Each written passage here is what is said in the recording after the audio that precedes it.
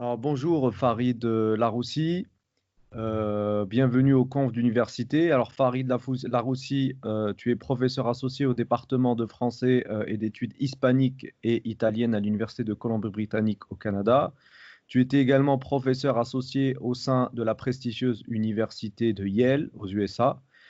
Tu as publié plusieurs livres, notamment en anglais, mais également en français, avec le concours de grandes universités comme Yale, Liverpool ou Toronto, avec des thématiques assez larges, notamment sur la postcolonialité, sur l'art et l'idéologie dans le monde arabe, ou encore sur des analyses littéraires. Alors pour ce qui est des articles scientifiques, il y en a tout un tas. J'invite tes spectateurs de la chaîne à les consulter sur Internet. Donc, par contre, tu fais aussi des tribunes, notamment dans le journal Le Monde. Et aujourd'hui, tu vas nous parler de la littérature beurre et du paradoxe de l'authenticité. Alors, tu mets beurre entre guillemets, on se demande pourquoi. Voilà. Et puis, on va te poser des questions. Je vais te poser des questions hors sujet et assumées, non, pas par rapport à l'actualité, mais pas que. Donc voilà, merci d'avoir accepté l'invitation des confs d'université, cycle de conférences dans le cadre de l'association Tous Université. Et bah écoute, je te laisse la parole euh, pour te présenter rapidement, succinctement, et puis on passera à la conférence directement. Bon, bonjour Wajid Yaria. D'abord, merci à toi pour cette invitation gracieuse dans ton nouveau projet. C'est tout à ton honneur. On a besoin donc de cette parole et puis aussi, bien sûr, d'utiliser les moyens que nous avons en ce moment dû à cette crise pandémique qui limite donc les vrais rapports, les vraies conférences. En tout cas, Effectivement. je suis heureux de participer. Bon, voilà, comme tu l'as dit, en gros, mon profil, c'est plutôt littéraire, avec ce qu'on appelle ici en Amérique du Nord, hein, puisque je suis en ce moment à Vancouver, ce qu'on appelle en Amérique du Nord donc les études culturelles, les études postcoloniales en particulier, et je m'interroge et je m'intéresse donc au rapport entre, on va dire, la sphère francophone du Maghreb et puis la France, mais bien entendu aussi aux questions franco-françaises, littéraires et culturelles, puisque bien sûr, je suis français moi-même, né en France de parents algériens. Voilà, ça c'était un petit peu pour la donnée autobiographique. Voilà. Bon, alors en restant sur la donnée biographique, et ça a fait l'objet d'une tribune, me semble-t-il, pourquoi tu es devenu américain? Oui, bon, alors, Alors, on merci. commence par la fin, là. Merci de me tendre la perche sur un sujet qui est personnel, mais en fait, je dirais, hélas, je vois que ça concerne beaucoup de monde sous l'angle, on va dire plutôt, je dirais pas tragique, mais bon, voilà, donc c'est une tribune que j'avais publiée dans Le Monde en 2003 quand même, hein, décembre 2003, c'est-à-dire Qui date. ça nous ramène à presque 18 ans, 17-18 ans. Mm. Euh, et dans cette tribune, en fait, bon, j'avais expliqué pourquoi j'étais devenu américain, on va dire, du point de vue, on va dire, technique administratif. Mm. J'avais le choix de rester français en étant simplement résident, mais le déclencheur, ça a été, comme peut-être pour beaucoup d'autres personnes en France, le second tour de l'élection présidentielle de 2002, Mm. avec donc le candidat de l'extrême droite présent. Euh, et pour moi, ça a été, on va dire, la goutte d'eau, si vous voulez, c'est-à-dire la banalisation de ce discours et de ce programme politique. Et surtout, je dirais, puisque j'étais en France jusqu'en 1992 et j'ai vécu en France, la progression que j'ai vue, dont j'ai été témoin de ce discours, de cette posture, de cette banalisation, une fois de plus, pour utiliser un terme galvaudé, de l'extrême droite depuis les années 80 jusqu'à donc la présence effective du candidat de l'extrême droite à l'élection présidentielle, ce qui est un symbole majeur. Bien entendu, tout le monde a dit oui, mais Chirac a gagné avec 80% des voix. C'est un détail, je dirais. Le symbole ici, il est assez fort, c'est de voir que l'alternative, soudain, dans la démocratie française, était donc entre un candidat, on va dire, d'un parti gaulliste et puis quelqu'un de l'extrême droite avec tout le bagage qu'on lui connaît. Malheureusement, j'ai eu raison parce que lors de la dernière, encore de la dernière Élection? élection présidentielle, nous avons eu encore le même scénario avec un candidat de centre droit, disons, qui s'est retrouvé opposé à une candidate d'extrême droite, cette fois avec un score plus serré, puisqu'elle a fait quand même plus de 40%. Mm. Ça veut dire que on est passé de la banalisation à la normalisation. Alors, ce n'est pas juste, je veux dire, une critique politique. Après tout, la France est une démocratie, elle a le droit de choisir et de s'orienter vers les programmes politiques qu'elle désire. C'est que pour moi, en tant que Français d'origine postcoloniale, et j'aurai le temps de revenir sur ce concept de postcolonial tout à l'heure, je me sens directement visé. Je me sens visé en tant que personne, je me sens visé en tant que symbole, je me sens visé en tant que citoyen, je me sens visé dans mon identité, c'est-à-dire que j'en reviens toujours un petit peu à cette espèce de grand paradigme, c'est que moi et puis d'autres aussi dans ma situation, nous ne serons jamais assez de bons Français, nous ne serons toujours des Français de deuxième catégorie parce qu'il ne faut pas se leurrer, le programme de l'extrême droite, c'est un programme qui vise d'abord les minorités postcoloniales. Ok, bah écoute, je rajouterai, pour revenir vas-y, je t'en prie. Oui, pour revenir à cette tribune de 2003, c'est une tribune, personnellement, j'ai reçu beaucoup d'échos favorables de gens qui étaient dans la même situation que moi, qui n'en pouvaient plus, qui étaient en colère, qui étaient furieux, qui avaient besoin d'une voix, de s'exprimer. Bien sûr, j'ai reçu aussi, il ne faut pas s'étonner, le, le retour de bâton de bons Français d'extrême droite qui justifie en fait ma tribune en m'envoyant des messages haineux. Mais la majorité, ça a été des gens de tous horizons et qui se reconnaissaient dans ma tribune, malheureusement. Ok, bah revenons sur le mot beurre que tu mets entre guillemets. Je suis un peu comme toi, moi, dans mes travaux, il y a des mots comme jeune que je mets entre guillemets, que j'ai développé dans des articles scientifiques. Il y a des mots comme beurre, banlieue que je mets entre guillemets parce que je signale le sens inabouti de ces termes qui deviennent des concepts quelquefois. Et par rapport à l'actualité, alors juste avant de commencer sur la conférence, j'aimerais t'écouter par rapport à l'actualité. Je ne sais pas si tu as entendu des personnalités connues, notamment féminines, qui ne souhaitent plus être catégorisées par le terme beurette. Alors, ce terme, tu l'as vu certainement évoluer avant de quitter la France, puis se généraliser, puis rejeter, parce que moi, quand je fais des enquêtes en banlieue parisienne, beaucoup de Français d'origine maghrébine n'aiment pas ce terme, ne se désignent pas eux-mêmes par ce terme. Eux, ils préfèrent le verlan. Le verlan du verlan, d'ailleurs, rebeu au lieu de beurre.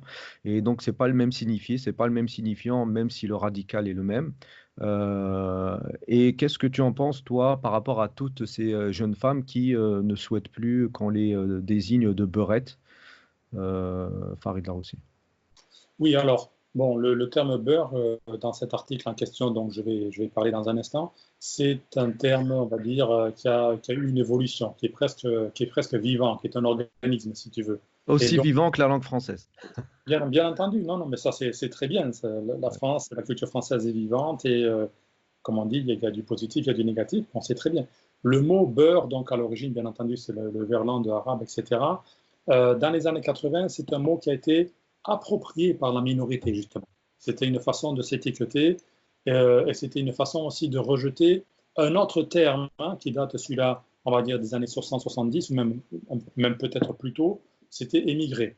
C'est-à-dire, quand on disait qu'on était beurre, on n'était plus émigré. Émigré, c'était la génération de nos parents, peut-être de nos grands-parents, et ça avait la connotation péjorative, donc de quelqu'un qui est exploité, qui est soumis, quelqu'un qui a un bagage colonial encore, parce que bien sûr, nos parents, grands-parents sont nés, on va dire, Maghreb, sans doute dans la période coloniale, donc il y avait ce bagage culturel qui était là, colonial.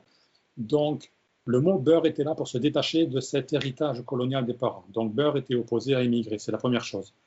Ensuite, il y a eu, on s'en souvient, un événement important, puisque c'était le premier et c'était massif, c'était ce qu'on appelle la marche des beurs en 83. C'était une marche donc, qui est partie de Marseille jusqu'à Paris pour apporter une lettre de revendication au président de l'époque. Donc, Alors, certains te diront qu'elle a été rebaptisée Marche des Beurs, mais en réalité, c'est la marche des Français pour l'égalité. Voilà, mais il y a eu beaucoup d'ambiguïté sur ce concept. Hein. Mais c'est à partir de là, d'ailleurs, que cette marche des beurs, que le mot beurre lui-même est devenu, on va dire, ambivalent. Ambivalent, c'est ça. C'est-à-dire qu'il est passé d'une appropriation identitaire culturelle de cette minorité. Je ne suis pas un immigré, je n'ai jamais été un immigré, je suis français, mais je suis français un petit peu différent de toi, c'est-à-dire je suis beurre, je ne suis pas d'origine portugaise, je ne suis pas d'origine italienne, etc. Mm. Euh, Mm. et petit à petit, ce terme a été coopté par le politique, mais surtout par les médias, et c'est devenu une espèce d'étiquette qui a, avec un glissement sémantique de beurre à euh, délinquant, racaille, garçon de la banlieue, voyou, analphabète, échec scolaire, Mm. chômage. Par contre, le signifiant, j'allais dire, est le même par rapport aux filles, mais pour les filles, c'était pas si stigmatisant. Ça l'est de plus en plus maintenant.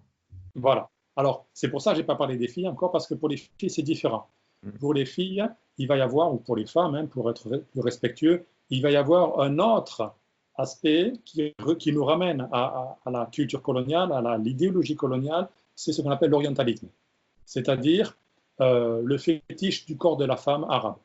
Mm. Donc, quand on entend le mot beurette, pardon, c'est pas beurette uniquement dans le sens de jeune femme ou femme française d'origine maghrébine, mais il y a aussi un fétiche sexuel de possession, de fantasmes, etc., Mm. qui est lié à l'orientalisme colonial. Mm. Que l'on retrouve d'ailleurs, il y a une logique dans l'idéologie coloniale que l'on retrouve dans tout le discours autour du voile, du foulard islamique, etc. etc. Hein. Il s'agit de déshabiller la femme arabe, etc. etc. Mm. Voilà, donc le mot beurette, pour les gens qui sont beurettes, on va dire, Ouais. comme pour les beurs, c'est un terme aujourd'hui qui est rejeté. Il n'y a personne, enfin personne. La majorité ne va pas revendiquer cette identité beurre. Excuse-moi, Farid, quand tu parles de dévoilement de la femme, ça fait écho à la catégorie pornographique beurette. Oui, oui, bien entendu, oui. Que beaucoup de personnes qu'on identifie comme beurette n'assument pas, à juste titre. Voilà. Oui, oui. Oui, oui. Il y a tout un fétiche sexuel autour de ça, et je le répète, qui est lié donc au dévoilement de la femme, à la possession de la femme arabe, etc. etc. Mm. Il y a deux paradigmes qui sont apparus, on va dire, dans les années 90. Mm. C'est celui du garçon arabe dangereux, Oui. dangereux à deux niveaux, d'abord au niveau délinquance, criminalité, et dangereux, bien sûr, on l'a vu dans les années 2000, islamisme. Toi qui connais bien les États-Unis, Farid, est-ce que ça fait pas écho à tout ce montage médiatique qui a été fait autour de l'homme noir? À partir du 13e amendement de la Constitution américaine, et on parlait dans les années 90, bizarrement il y a des parallèles au niveau des périodes historiques, de super prédateurs ou de prédateurs par rapport aux jeunes garçons noirs, enfin afro-américains, et qui est monté crescendo comme ça, mais on a cette idée d'hyperpuissance de l'immigré. Et alors, j'ai pas de roman en tête, mais même dans la description romanesque, on parle de la musculature, on parle de la grandeur, de la force, rarement de l'intelligence en général. Mais voilà, on est quand même dans dans ce contexte-là, effectivement. Oui, alors, la situation, on va dire, de la question de l'identité, peut-être du racisme, etc., de la minorité, est quand même un petit peu différente entre États-Unis et France, Oui, parce que oui, bien sûr, évidemment. l'arrière-plan historique est différent. D'un Et côté, on a l'esclavagisme, de l'autre côté, on a le colonialisme. Mais c'est vrai que pour ce qui est de l'identité masculine Mm, de la minorité africaine-américaine, l'homme noir est une menace. mm. Il est une menace dans le sens de la délinquance, mais il est une menace aussi pour la femme blanche. Oui, Euh, oui. pendant très longtemps, dans ce qu'on appelait le Sud de Jim Crow, c'est-à-dire le Sud raciste, Ouais. de la ségrégation des années depuis la fin de la guerre civile. Jim Crow, pour préciser à nos téléspectateurs, c'est celui qui a pondu toutes ces lois racistes. Voilà. Des lois de ségrégation, etc., Mm, avec donc les restaurants pour les noirs, les restaurants pour les mm, blancs, le bus pour les blancs, les bus pour les noirs, les églises pour les blancs, les églises pour les noirs, etc., etc. C'est-à-dire, c'était complètement absurde. Mais le noir, pour prendre un exemple peut-être qu'on connaît, mais qui va un petit peu donner une idée, l'homme noir, mm. euh, quand il y avait un crime, par exemple, commis par un noir ou supposé commis par un noir, si la victime était une femme blanche, euh, le risque que la condamnation soit la peine de mort était multiplié par 5 ou 10, enfin je ne sais plus le nombre exact, c'était une espèce de progression, De double peine, de double peine. ce qui fait écho à à une autre histoire, Voilà. effectivement. Donc, ensuite, bon, tu parlais de l'homme africain-américain fort, physique, toujours rattaché à un physique. On le voit bien entendu dans le sport. Hein. que ce soit le football américain, que ce soit le basket ou que ce soit de l'athlétisme. Ça, c'est une histoire qui est on va dire, encore plus tragique. Voilà, donc je vais pas, comment dire, rentrer dans trop de détails littéraires, techniques, etc. Mais je vais juste utiliser un petit peu comme point de départ cet article qui était sur la littérature dite beurre. Bon, j'ai mis beurre entre guillemets, on a vu tout à l'heure un petit peu pourquoi. C'est un terme ambivalent, on va dire. Alors, dans cette littérature beurre, d'abord, qu'est-ce que c'est que la littérature beurre? C'est une littérature qui est apparue justement dans les années 80. Dans les années 80, avec tous ces mouvements identitaires de la minorité, en particulier maghrébine, les éditeurs se sont dit, les éditeurs parisiens, se sont dit, tiens, il y a un marché. Il y a un marché. Alors, ils ne se sont pas dit comme ça tout d'un coup, il y a un marché. Ce qu'il faut voir aussi, c'est qu'à la même période, en Europe, dans un autre pays, il va y avoir aussi une littérature minoritaire qui va connaître un certain succès. C'est le Royaume-Uni, avec la littérature migrante des Britanniques d'origine pakistanaise, indienne, caribéenne, jamaïcaine par exemple, sud-africaine par exemple.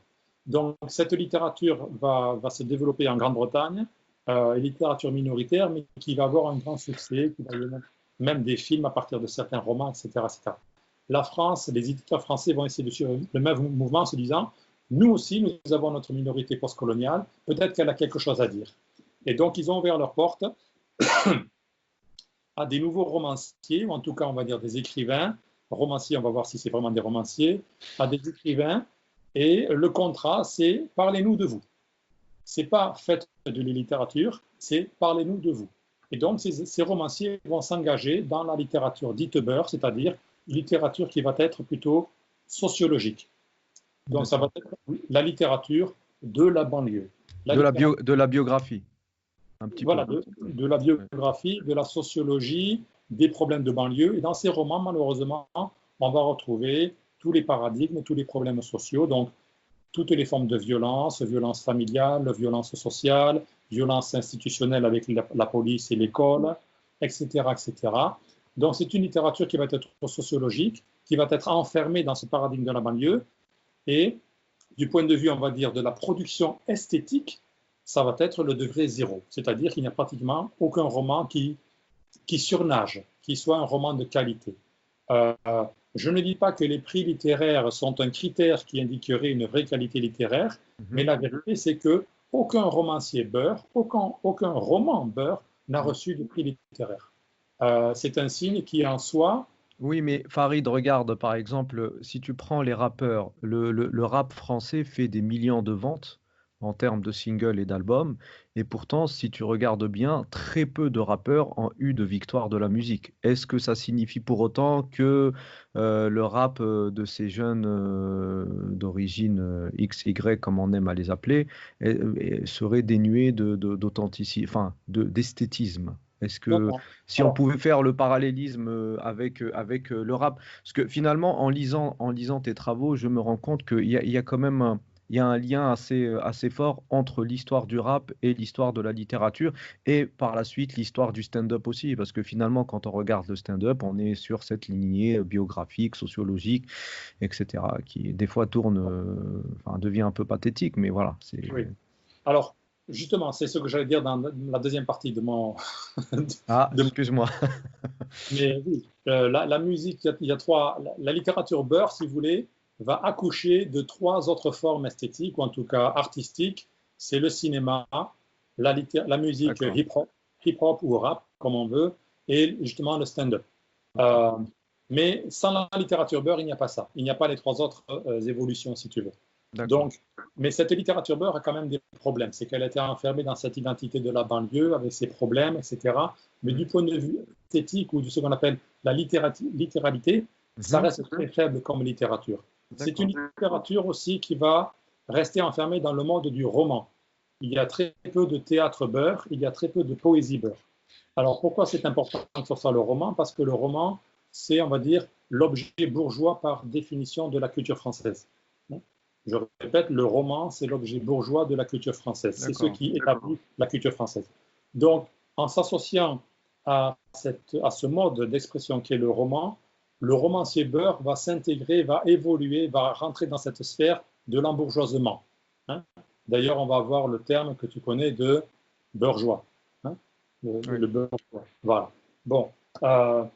Tout ça pour dire que c'est une littérature qui a beaucoup de faiblesses, qui est très intéressante du point de vue, on va dire, de l'instantané sociologique, c'est-à-dire la société française des années 80, des années 90. Et ensuite, ça a fait pchit, on va dire. Aujourd'hui, par exemple, la littérature beurre est quasi inexistante. Elle a cessé d'exister. Il n'y a plus de romancier beurre, pratiquement plus. Oui, Donc, vous avez... Il y a écoute, moi, je discutais avec un romancier très connu il n'y a pas très longtemps et il me disait, j'ai un super roman et j'arrive pas à me faire publier. Voilà. Donc, ça rejoint ce que tu es en train de dire. Oui, oui. Il y a une espèce de diktat, si tu veux, des éditeurs, des maisons d'édition. Par exemple, au niveau du titre, les éditeurs imposent les titres. Il faut que le titre soit sexy, qu'il soit un petit peu racaille. Et ensuite, au niveau du contenu, il faut que ça parle de certains sujets. Si, par exemple, je suis un romancier beurre et je décide de faire un roman qui se détache complètement des interrogations de la banlieue et que je fais un roman qui soit, je ne sais pas, sur le cinéma ou sur l'Amérique ou sur je ne sais pas quoi, je n'ai aucune chance d'être publié. Il faut que je sois rattaché, il faut que je sois ramené à ma sphère identitaire. En fait, dès la première de couverture, on doit faire écho à cette authenticité, à cet exotisme qu'est la banlieue. Voilà. Alors, bien sûr, le paradoxe, c'est que c'est une fausse authenticité. C'est une authenticité exclusive, hein, qui en fait empêche de créer vraiment, hein, qui va, pour utiliser un mot un petit peu technique, qui va aliéner l'auteur dans son identité postcoloniale, etc. etc. Alors, un autre élément, pour essayer d'avancer, c'est que cette pauvre littérature beurre, pauvre dans le sens de pathétique, elle s'est trouvée confrontée aussi à la littérature francophone. Alors, qu'est-ce que c'est la littérature francophone, effectivement. La littérature francophone, c'est la littérature qui est produite donc par des auteurs de pays francophones, qui ne sont pas français, c'est très important, hein, ils ne sont pas français. Donc, c'est des auteurs effectivement du Maghreb, par exemple, ou d'Afrique subsaharienne, Sénégal, Congo, Côte d'Ivoire, etc. Ou de la Caraïbe, Haïti. Haïti produit beaucoup de romans francophones, par exemple. Ou alors Martinique, Guadeloupe, même si c'est encore la France.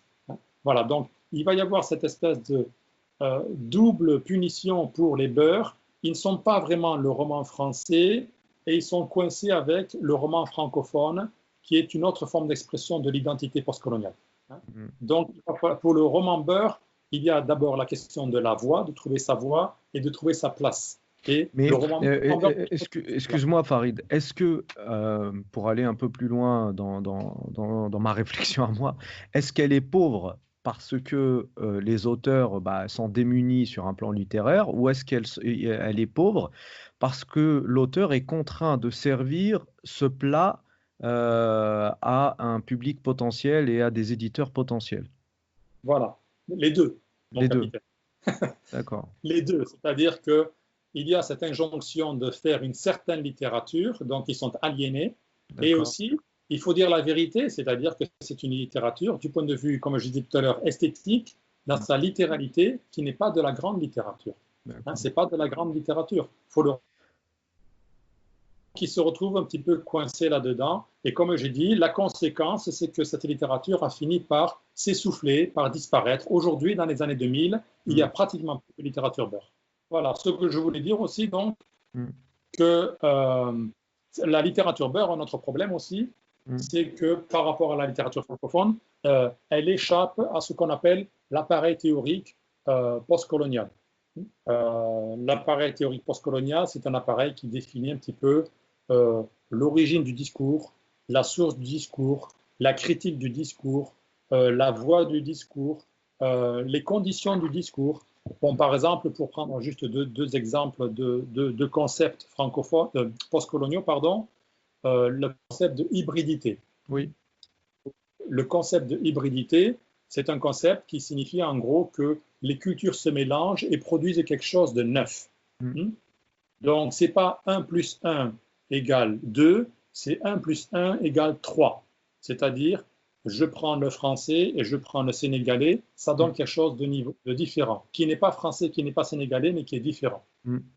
Voilà. Donc, ce concept d'hybridité n'existe pas dans la littérature beurre. On est enfermé dans la sociologie de la banlieue, c'est-à-dire quelque chose qui n'est pas nouveau, qui ne produit pas grand-chose. Oui, alors, je ne suis pas un grand spécialiste de ces questions. En revanche, il m'arrive d'enseigner la culture et la culture française. Et il est vrai que la culture française, en tout cas dans la manière de l'enseigner, elle est quand même ferrée dans une unicité, j'allais dire. Et souvent, on est contraint de... Enfin, la culture de manière générale, la culture française de manière générale, elle a du mal à aller vers... tout ce qui est hybridité, tout ce qui est conflagration, tout ce qui est créolisation.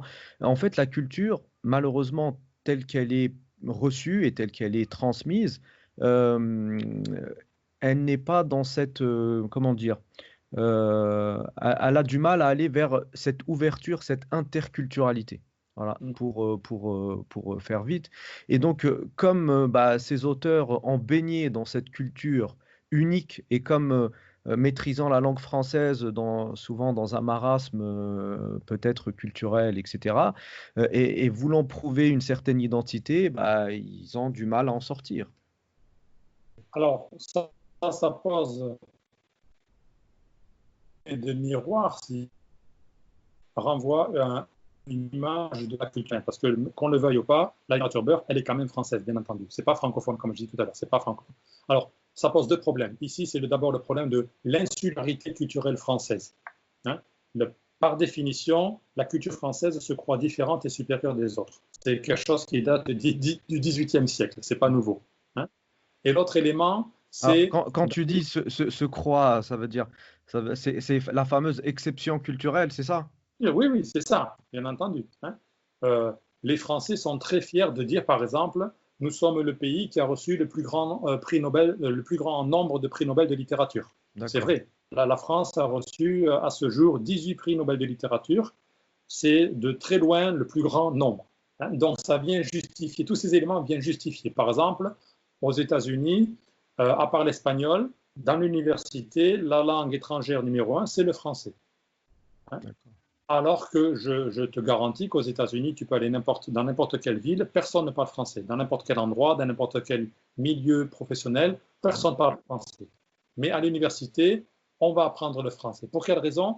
Parce que le français a un capital culturel. Ça fait prestigieux, effectivement. C'est Voilà. un peu comme au Maghreb maintenant, hein. Voilà. Alors que, par exemple, si on était, je dirais, pragmatique, on apprendrait le mandarin. Mais apprendre le... Voilà. Hein, mais le mandarin, ça vous renvoie à d'autres éléments, on va dire plutôt économiques ou géopolitiques. En tout cas, pour revenir à la question française, donc il y a une insularité culturelle liée à l'exceptionnalisme. Hein. Nous n'avons pas besoin de nous abaisser aux autres, nous sommes les meilleurs. Et ensuite, il va y avoir un refus, dans l'université française, il va y avoir un refus de la critique postcoloniale elle-même, hein, pour deux raisons. Alors, explique-nous, c'est quoi ce refus de la critique postcoloniale? Voilà, pour deux raisons. Raison numéro un, c'est que la critique postcoloniale a ses sources dans l'université anglo-américaine. C'est-à-dire, c'est une façon de dire, ces questions ne nous concernent pas. La situation française n'est pas la situation britannique, n'est pas la situation américaine. Deuxième raison, c'est la question de la question postcoloniale renvoie à la question coloniale. Et à ce jour, dans l'université française ou dans la culture française, même la question politique, par exemple, on refuse encore d'aborder la question coloniale. La question coloniale en France reste un sujet tabou. Hein. Alors, il y a un passif colonial qui n'a pas encore été traité de façon profonde. Alors, il y a certains gens qui disent, oui, mais on a parlé déjà, il y a beaucoup de films, beaucoup d'articles, beaucoup de livres qui sont sortis sur la guerre d'Algérie, sur la torture en Algérie, blablabla. Oui, mais ça, c'est un petit peu, je dirais, l'arbre qui cache la forêt. Les vraies questions sur le passif colonial français restent encore, pour la majorité, ignorées dans l'université française. Farid, alors on va laisser de côté la première citation. L'obsession du classement par rapport à la littérature beurre, on en parlera par la suite si tu le souhaites, ou si le fil conducteur de la conférence nous mène vers ça.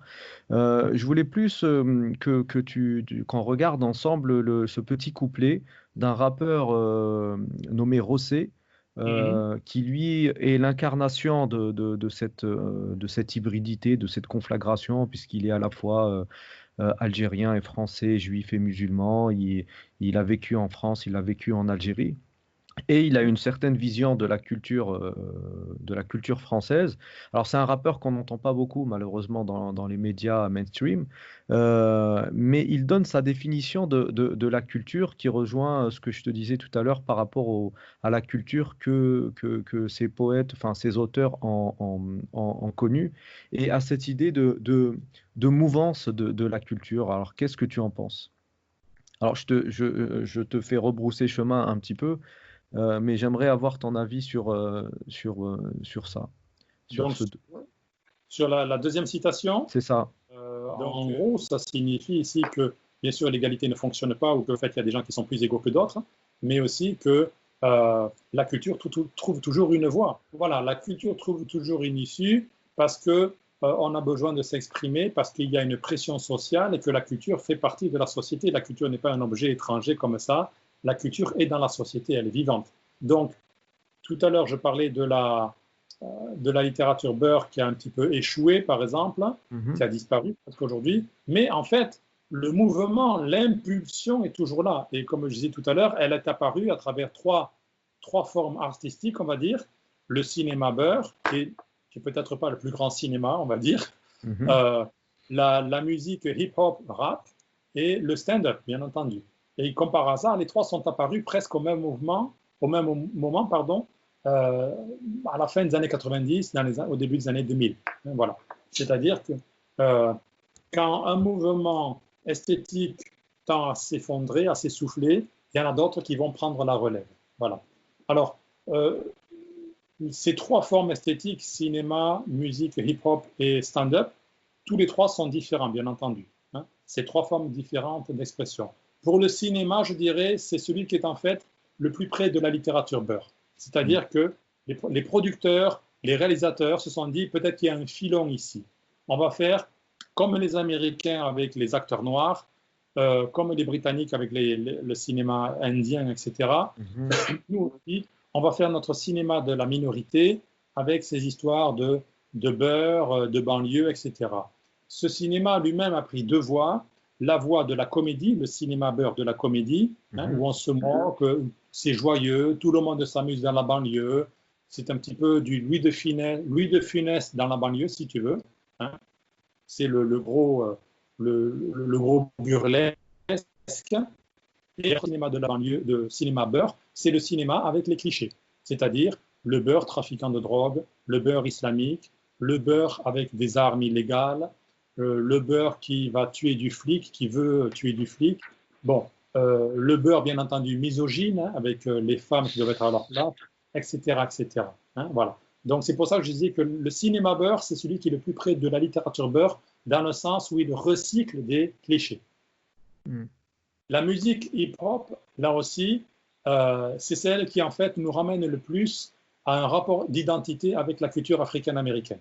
C'est-à-dire que là, c'est évident que dans la littérature, dans la musique hip-hop ou rap, il y a un rapport d'identité. C'est-à-dire, je me reconnais dans la souffrance africaine-américaine, je me reconnais dans le rapport à la police, je me reconnais dans le racisme, je me reconnais dans la violence institutionnelle, que bien sûr on voit encore aujourd'hui avec l'affaire George Floyd, par exemple, etc., etc. Mais le hip-hop et le rap américain, là aussi, a pris plusieurs voies. Il y a la voie, on va dire, comique, hein, social comique, et il va y avoir un hip-hop plus violent, plus politique. Voilà. Alors que le hip-hop français, dans sa grande majorité, est politique et revendicatif. Hein. Il dénonce une certaine condition. Voilà. Mais il ne s'épuise pas de la même manière que la littérature. En tout cas, pas pour le moment. Il est tombé bien sûr. Hein. Il y a une certaine musique hip-hop qui est tombée, bien sûr, dans les clichés. C'est intéressant, dans les clichés que la musique hip-hop américaine a recyclé elle-même. C'est-à-dire, bon, pour aller rapidement, les clichés de la violence, de la drogue, des filles faciles, bon, etc., etc., d'un langage vulgaire, là aussi, etc., etc. Ça, pour moi, c'est un hip-hop qui est éphémère, qui est voué à disparaître dans quelques années. Hein. Voilà. Troisième niveau, c'est le stand-up. Le stand-up est plus problématique pour moi parce que c'est un stand-up qui me ramène à une certaine condition coloniale. C'est-à-dire que le rôle de se moquer de lui. Comme ça, on n'a pas à le faire nous-mêmes. Donc, Alors, attends, ça avait coupé. Tu dis que le stand-up fait référence à la situation coloniale, si j'ai entendu. Voilà, le stand-up nous ramène à un motif culturel colonial, dans le sens où on va demander à l'indigène de se moquer de lui-même. D'accord. Mais Donc, quand tu dis on va, euh, tout, c'est de l'autosuggestion, c'est ce qui marche le mieux, donc on le fait, ou c'est quoi? C'est une voilà, question d'édition, c'est une question de... voilà. C'est une question de l'appareil de production, hein. La télévision, les médias et, on va dire, les acteurs eux-mêmes qui sont très contents, hein. Alors, je ne vais pas citer de noms parce qu'il y en a un qu'on connaît tous, hein, qui a complètement exploité ce stand-up au niveau de l'identité, c'est-à-dire de l'autodérision, hein, de l'autodérision, c'est-à-dire tous les clichés de la banlieue, tous les clichés de la famille, et on va pousser même jusqu'aux clichés linguistiques, hein. C'est-à-dire que quand le comique, le vrai comique, c'est quand je fais une interview, je parle comme maintenant, normalement, mais quand je suis sur scène et que je fais mon stand-up, je vais utiliser cette langue vulgaire, illettrée, analphabète, avec des effets de diglossie, c'est-à-dire que je vais intégrer des mots arabes, hein.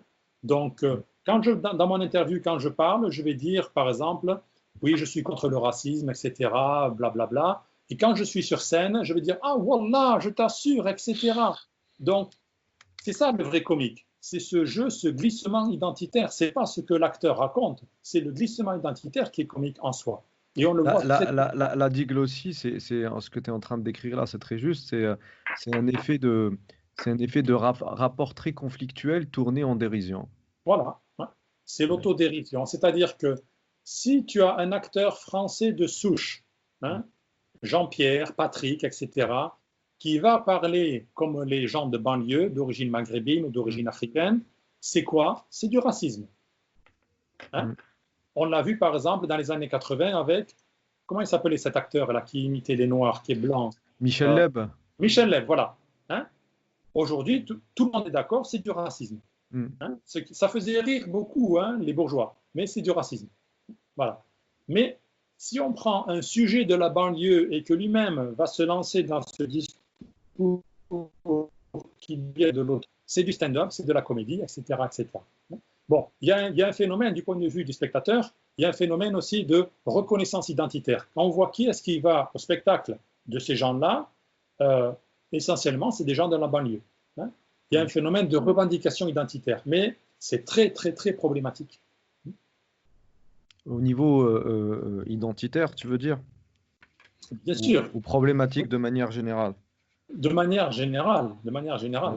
Mais au niveau identitaire, ils sont quand même en train, enfin, ces humoristes font leur métier comme ils peuvent, mais ils figent l'identité de manière un peu inquiétante. Et donc, c'est ce qui fait qu'on prend un peu moins au sérieux Farid Larossi et peut-être Karim, Achour, etc. Parce qu'on n'est pas habitué à voir des gens qui ressemblent à ces stand-uppers, qui réfléchissent, qui émettent des hypothèses et qui travaillent sur le concept. Et effectivement, ça fait beaucoup, beaucoup, beaucoup de mal. On ne se rend pas compte au quotidien quand on n'est pas confronté à ça, mais ça fait du mal. On voit bien, si tu veux, dans la palette, dans la galerie des personnages, des sujets postcoloniaux, le personnage qui est constamment absent, c'est l'intellectuel. Oui. Tu vas avoir le sportif, hein, le boxeur, le footballeur, hein. Tu vas avoir le voyou délinquant, tu vas avoir l'islamiste radical, tu vas avoir la beurette prostituée ou je ne sais quoi, tu vas avoir l'humoriste stand-up. L'intellectuel est complètement absent. Ouais. Hein. Voilà. C'est très juste. Et donc, certains jouent le rôle qu'on attend d'eux, ils le font bien. Bien sûr, bien sûr. Hein. Ils gagnent beaucoup d'argent, ils ont leurs entrées dans les médias, dans le monde politique, etc. etc. Est-ce que tu as quelque chose à ajouter ou tu arrives à la fin? Je te laisse conclure. Je voulais dire juste une petite remarque pour un petit peu faire la synthèse depuis la littérature beurre jusqu'à donc l'évolution culturelle de la banlieue avec le hip-hop, le cinéma et le stand-up comedy. C'est le concept de réalisme. Dans toutes ces situations, on est prisonnier du réalisme. Hein. C'est-à-dire de faire une photographie de la banlieue, donner une photographie de ses conditions de vie, etc., etc. Mais ce qu'il ne faut pas oublier, le réalisme, c'est le refus d'une prise de risque esthétique. Hein. Je répète, le réalisme, c'est le refus d'une prise de risque esthétique. Par exemple, dans le hip-hop, on n'aura jamais quelqu'un qui va s'exprimer comme, pour prendre un cliché, qui va s'exprimer comme Jacques Brel.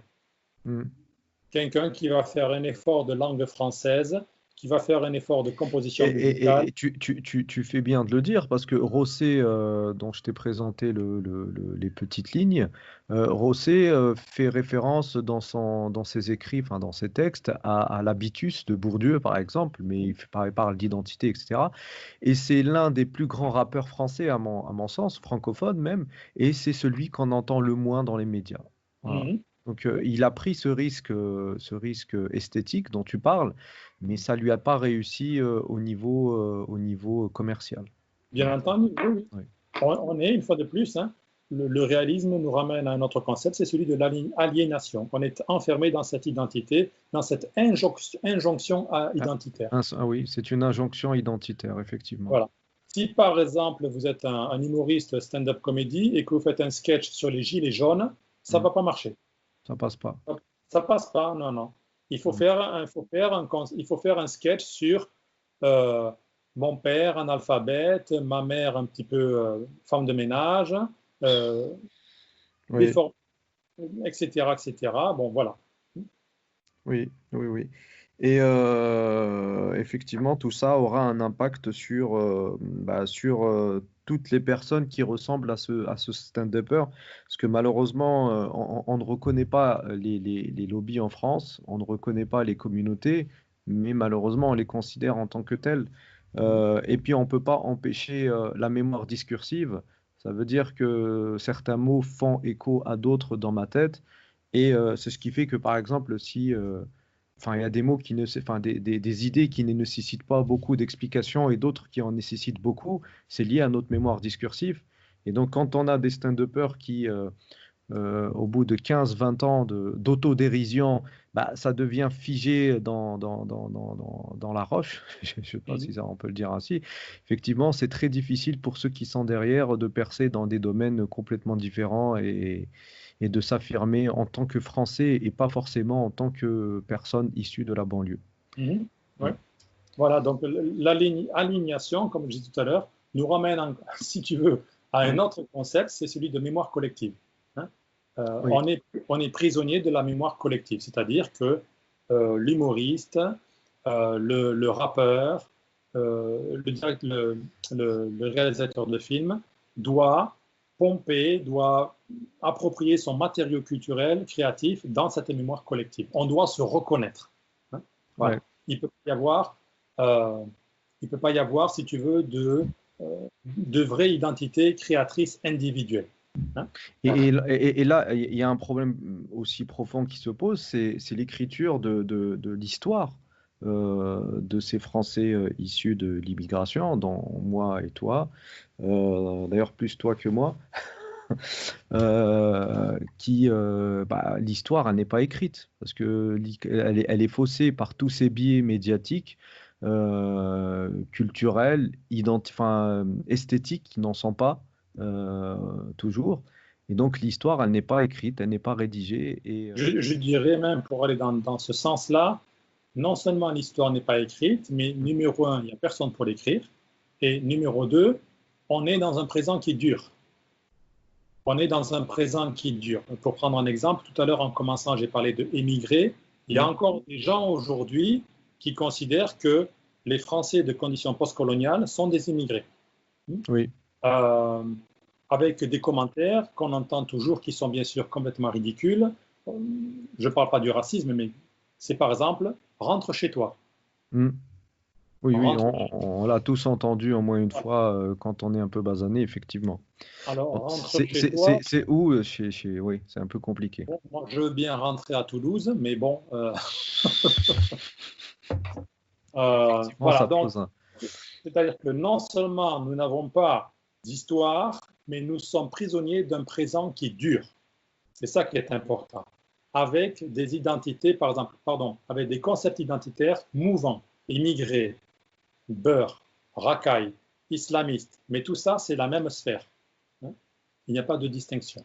Et ce qui facilite par ailleurs l'idée selon laquelle ces gens ont du mal à s'intégrer. Parce que là, pour le coup, avec ces identités éparses, s'intégrer comment et s'intégrer où? Oui, enfin non, je dirais, en fait, pour prendre le contre-pied, Mm. l'intégration a réussi. C'est pour ça que nous avons des problèmes. Alors, C'est-à-dire que développe. C'est-à-dire que la différence, par exemple, avec des gens comme nous, c'est-à-dire nés en France de conditions immigrées, maghrébines, par exemple, ou africaines, subsahariennes, etc., on ne connaît pas autre chose. C'est notre pays. Malgré nous, la France, c'est notre pays. C'est la distinction, par exemple, avec, comme on a vu dans les années 2012, 2013, 2015, avec les réfugiés du Proche-Orient, par exemple. Mm. Eux, ce sont des réfugiés. C'est-à-dire que leur étrangeté, elle est claire, elle est là, elle est définie. Nous, notre étrangeté, elle est floue, hein, parce que nous sommes français, mais en même temps, nous ne sommes pas vraiment français. Mais nous sommes complètement intégrés. Il n'y a pas d'autre chose.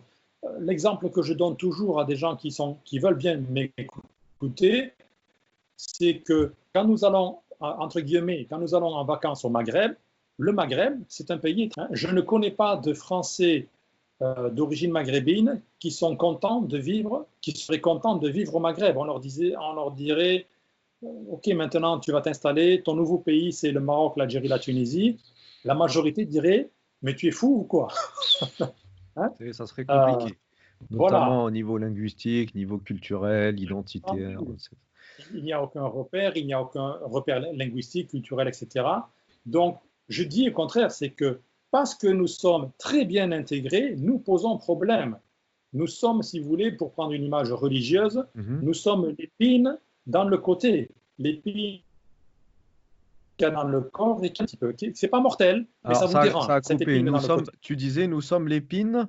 Nous sommes l'épine qui est plantée dans le côté ici du corps. Ici. D'accord. C'est pas quelque chose qui est mortel, Ouais. mais c'est quelque chose qui dérange. C'est quelque chose qui dérange. Nous sommes cette épine qui dérange. Et alors, on peut en venir à ce dernier point et conclure avec ce dernier point. Qu'est-ce que tu penses de la discrimination positive, toi qui as un petit recul avec ce qui se fait aux États-Unis? Oui. Alors, la discrimination positive aux États-Unis, c'est affirmative action. Euh, on va dire que l'idée de départ était bonne, hein, parce qu'il y avait un tel niveau de ségrégation, notamment au niveau de l'université, qu'il était évident qu'il fallait ouvrir les portes Au au niveau milieu. de l'université, tu veux dire par rapport aux enseignants ou par rapport aux étudiants? Les deux, Les deux? les deux, bien entendu, au niveau du corps professoral comme au niveau des étudiants. Et il y avait un tel déficit, un tel niveau de ségrégation.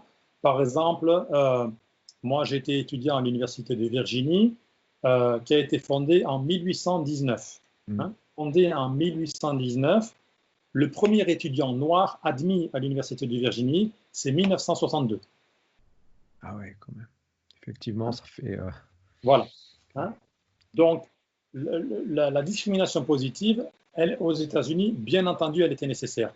Dans un premier mouvement, il fallait ouvrir les portes, il fallait créer les conditions d'une nouvelle classe bourgeoise africaine-américaine, éduquée. Hmm. Euh, on va dire, la conséquence avec le temps, c'est que cette discrimination a fait rentrer des gens, des étudiants par exemple, qui n'avaient pas les compétences, on va dire, académiques. Mhm. Il suffisait d'être africain-américain et ça a fermé les portes à d'autres étudiants qui, eux, avaient les compétences pour être admis dans cette université. Oui. Ça a créé des antagonismes, pas uniquement avec des étudiants blancs, mais avec des étudiants d'autres minorités. Par exemple, les étudiants asiatiques américains ou les étudiants latinos. Voilà. Donc ça, je dirais que la discrimination positive, c'est une arme à double tranchant. Si on sait l'utiliser au début, ça peut être positif, effectivement. Mais il faut pas que ce soit une solution qui est dure. Il faut que ce soit Alors, une solution. en France, ça avait été testé. Alors, ça a été bien accueilli par beaucoup de Français d'origine étrangère, comme on dit, et ça avait apporté, paraît-il, des résultats.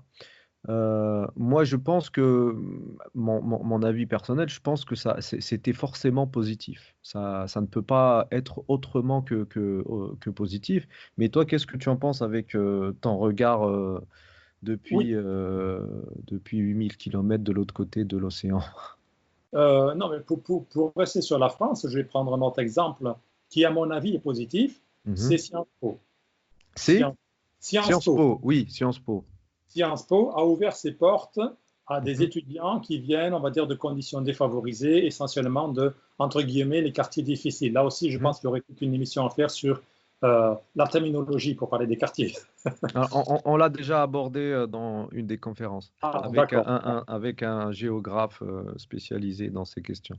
Bon, donc voilà, donc avec des étudiants qui viennent de ces quartiers, entre guillemets, difficiles, je pense que c'est une très bonne initiative parce que ça va mettre le pied à l'étrier à une nouvelle génération et ensuite, cette génération elle-même, en montant dans la classe bourgeoise, disons, va avoir les éléments sociologiques et culturels pour leur propre descendance, pour les deux générations Mm, suivantes, rentrer à l'université ou dans ce qu'on appelle les grandes écoles sans avoir à passer par la discrimination positive. mm. Oui, Donc, je pense que c'est nécessaire. Hein. c'est un bon début, mais ça peut pas durer Voilà. éternellement, Ça effectivement. ne peut pas durer éternellement. Euh, il y a le risque, il y a certaines personnes qui ont dit que cette discrimination positive en génération, Allô? le risque c'est que on va oui, Oui, tu as dit à des personnes qui ont dit que la discrimination positive. comporte un certain risque, Oui. c'est que cette génération d'étudiants de la banlieue, disons, et qui est admise dans l'université, dans les grandes écoles ou même dans les grandes entreprises, Mhm. euh, va se couper de sa culture d'origine. Euh, Bah, c'est ce qui se fait un petit peu en ce moment. Si tu écoutes des sociologues, mais des rappeurs éclairés, notamment Kerry James, il explique dans un de ses textes comment, quand quelqu'un réussi dans ses quartiers, est tellement jalousé qu'il est contraint de couper avec, en tout cas, l'espace, pas forcément la culture, mais en tout cas avec l'espace dit banlieue. À un moment ou à un autre, il est obligé de fuir parce que, voilà, voilà, il devient une cible aussi. voilà. Donc là, ça nous ramène à une des questions dont on a parlé tout à l'heure, c'est qu'il faut constamment négocier son identité. C'est-à-dire que je vais devenir un intellectuel, un bourgeois, un professionnel, même dans le monde politique, dans le monde de l'administration, par Mm. exemple, un préfet, un maire, etc. Enfin, bon, euh, mais il va falloir que je perde quelque chose de mon identité. Il va falloir que je renonce à quelque chose de mon identité. Mm. Voilà.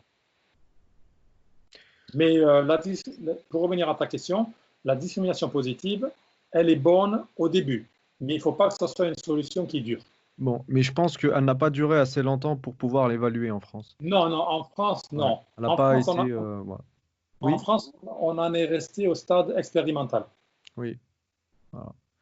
Donc, message passé aux personnes qui sont au gouvernement. Voilà, ça serait intéressant de retenter l'expérience Oui. Et avec une puis, vision objective, pas du tout misérabiliste, pas du tout à l'américaine dans les premières années de cette affirmative action, mais un truc plus abouti, plus construit et qui resterait juste un pied à l'étrier et non un parcours équestre. mhm, Ouais. ouais. Et puis tu parlais des politiques. Il faudrait aussi que les politiques comprennent que les Français de condition postcoloniale sont Français aussi et qu'ils ont le droit d'être dans un gouvernement, par exemple, et Oui.